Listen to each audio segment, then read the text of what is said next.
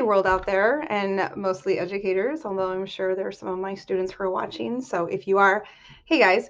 So I just thought I would make a really quick video talking about the way people refer, the way that an older generation refers to a younger generation, and how I think that that is wrong, needs to stop.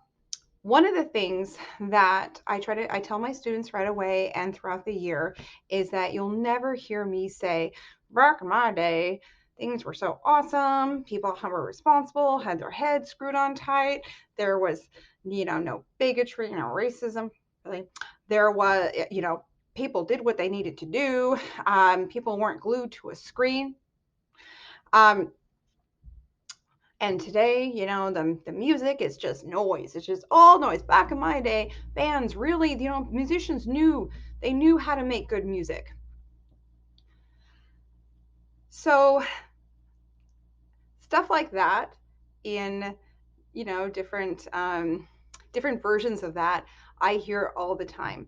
I hear all the time from adults who I wish would look in the mirror and remember some stuff, not just be nostalgic about the impressionable times in their youth when they were a teenager and their parent was saying, the same thing, the exact same thing to them. I wish that they could look back and see the hypocrisy, right? And see the hypocrisy. I really think that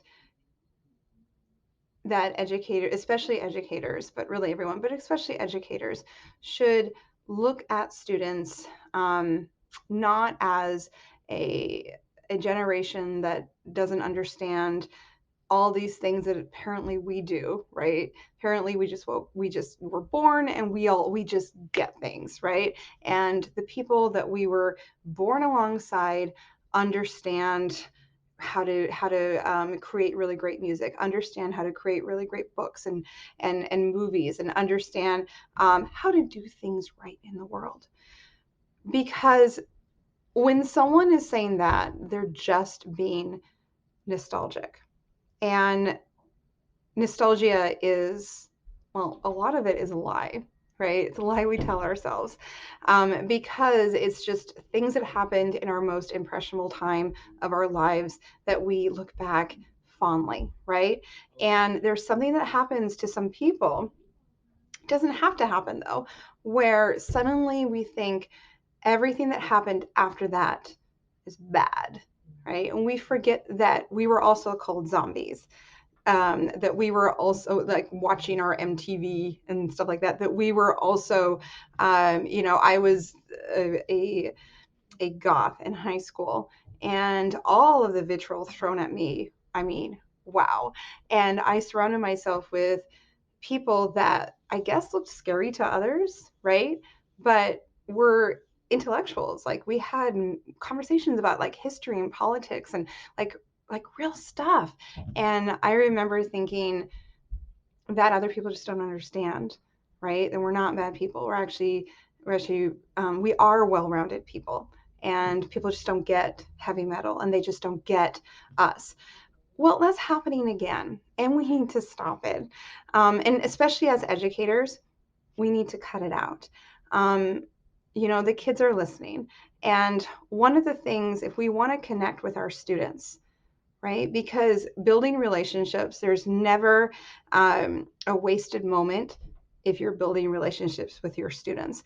Because if they can trust you, if they actually believe that you care for them, then they're going to actually care not just for you, they're going to care about themselves and their learning and what's going on. It's going to mean something to them. And one of the things that is super easy to do is connect with them regarding their pop culture, regarding what's important to them in their like Gen Z teenage culture, which is going to include maybe music or shows or whatever that you are, something that you haven't heard or whatever. I think it's really important that Gen Z is not ridiculed, and um,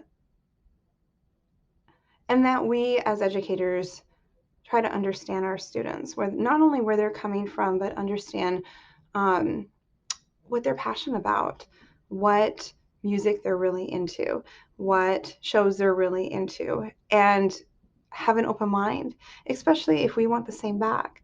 Because one of the things I love to do with my students is exchange ideas, pop culture ideas, exchange music, exchange movies, exchange video games, right? I want them to recommend things to me, and I will listen. I will listen. If someone recommends a song to me, I'm not only going to listen to the song, I'm probably going to listen to the whole album, right, on Spotify or YouTube, and with a very open mind, and then get back to them about it. And they do the same. I can recommend my music to them.